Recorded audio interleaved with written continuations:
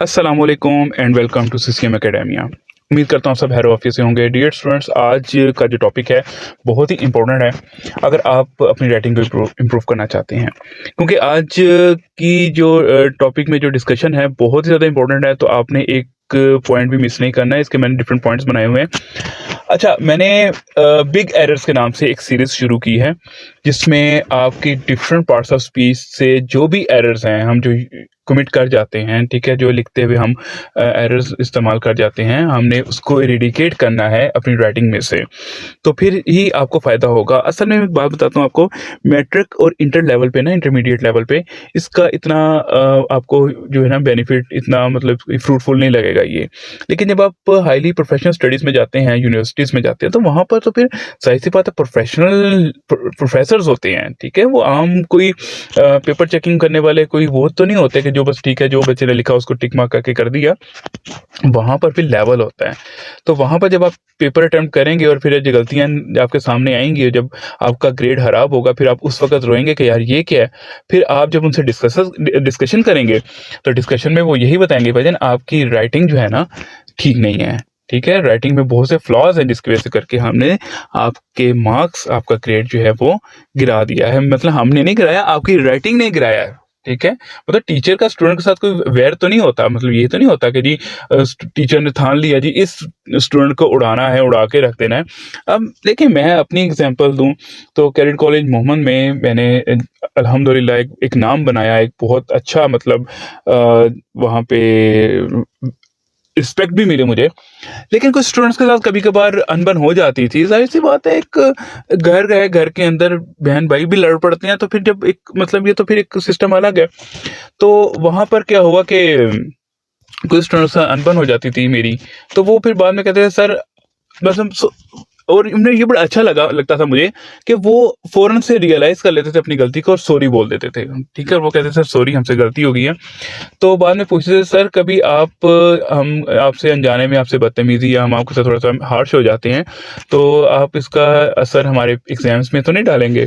तो बड़ा मासूमाना सवाल था, तो मुझे हँसी आ गई इस बात में। मैं कहा डियर देखो, अगर मैं इन चीज़ों को लेके चलने बैठ गया ना, तो मैं टीचिंग नहीं कर सकूँगा। बस फिर मैं अगले के फ्लॉज़, अगले की जो है ना देखूँगा कि अगले ने मेरे साथ किस तरह से ट्रीटमेंट किया है, मैं उसके हिसाब से फिर उसका रिज़ल्ट बनाऊँगा। तो वो फिर मज़ा नहीं आता, वो चीज़ नहीं रहती ना। असल बात ये है कि आप ये टीचिंग प्रोफ़ेशन जो है ना, ये दिल गुर्दे वाली बात है। आपने हर चीज़ को इग्नोर करके चलना होता है। ये तो बातें होती रहेंगी।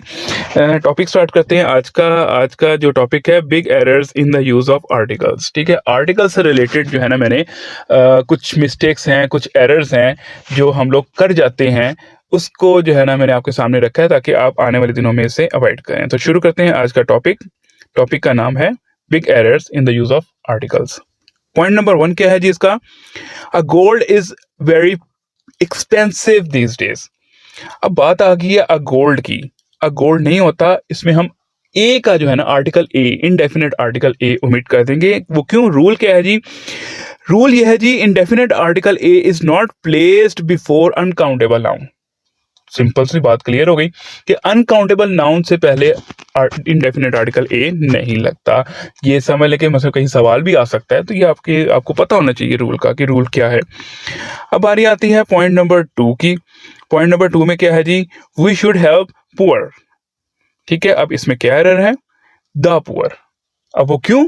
द पुअर क्यों है? रूल ये है जी, article the is placed before adjectives of quality like poor, rich, strong etcetera etcetera. के मतलब एडजेक्टिव जो है, एडजेक्टिव से पहले जो है आर्टिकल द लगता है, ठीक है?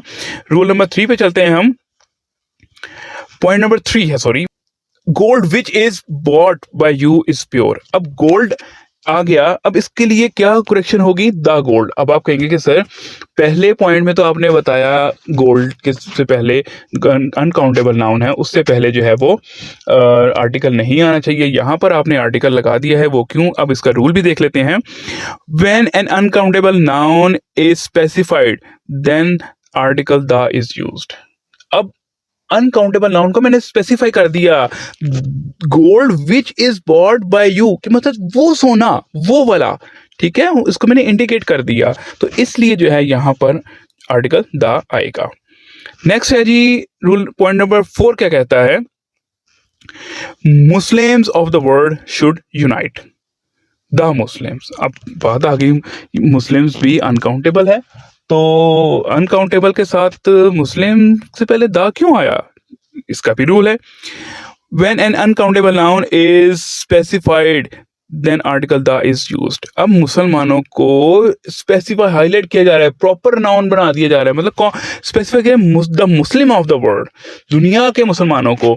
अब पूरा होल यूनिवर्स आ गया यहाँ पर। अगर वैसे कहते हैं ना मुस्लिम्स, ठीक है, किसी इलाके के स्पेसिफाई मुस्लिम्स कह लें, लंदन में जो है मुस्लिम्स हैं, ठीक है, यूरोप में मुस्लिम्स हैं, पाकिस्तान में, चलो पाकिस्तान के तो अल्हम्दुलिल्लाह काफ़ी आबादी जो है मेजोरिटी जो है मुसलमानों की है। अगर हम डिफरेंट कंट्रीज जहाँ पर मेजोरिटी दूसरे मज़ाहिब की है, वहाँ पर मुस्लिम्स की बात करेंगे तो दा नहीं लगाएंगे, लेकिन जब हम एज अ होल ले लेंगे तो फिर हम वहाँ पर आर्टिकल दा का यूज़ करेंगे। अच्छा, पॉइंट नंबर 5 क्या है जी, पॉइंट नंबर 5 है जी sun rises in the east. Sun rises in the east, अब ये क्या है sun rises in the east, the sun, ठीक है। द सन क्यों आएगा, रूल क्या है इसका, article the is placed before heavenly bodies except Venus and Jupiter outside solar system. मतलब वीनस और जुपिटर के अलावा जितने भी सोलर सिस्टम है, सोलर सिस्टम में जो प्लैनेट्स हैं, उन सब के साथ आर्टिकल द लाजमी आएगा, ये चीज़ ध्यान में रख लें। अक्सर का हम स्किप कर जाते हैं, सन के साथ नहीं लगाते, लेकिन मस्ट है, उसके साथ लगाना ज़रूरी है। अच्छा, पॉइंट नंबर 6 क्या कहता है जी, we can't doubt honesty of Kashif the honesty. अब वो क्यों, honesty is the best policy. अगर देखा जाए ऑनेस्टी से पहले आर्टिकल दा नहीं आता, लेकिन इसका भी बड़ा मजे का रूल है। Here uncountable noun is specified, ठीक है, सो आर्टिकल दा इज यूज्ड। अब ये ऑनेस्टी भी अनकाउंटेबल है, ठीक है ना, अनकाउंटेबल है, इसलिए इससे पहले जो है आर्टिकल दा का इस्तेमाल मस्ट है। तो ये देखा ना, ये आर्टिकल्स जो है आपको साथ साथ मैं करवा रहा हूँ ताकि आप लोगों को समझ आ जाए कि किस तरह से आप अपनी जो करेक्शन है वो कर सकते हैं।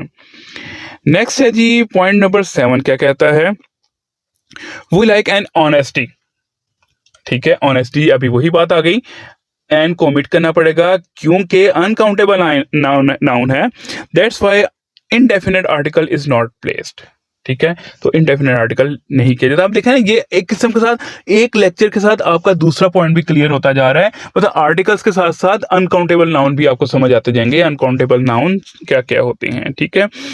ये पॉइंट 7 थे, ये आज का जो है टॉपिक यहाँ तक ही है। नेक्स्ट फिर किसी और वीडियो के साथ, नेक्स्ट किसी और पॉइंट के साथ हाजिर होंगे। उम्मीद करता हूँ आपको समझ आया होगा, बड़े अच्छे से समझ आया होगा। अगली फिर किसी और वीडियो के साथ हाजिर होंगे, तब तक के लिए दुआ में याद रखिएगा, अपना बहुत सा ख्याल रखिएगा और वीडियो को शेयर करना और अपने दोस्तों से सब्सक्राइब करना ना भूलिएगा। अल्लाह हाफिज़।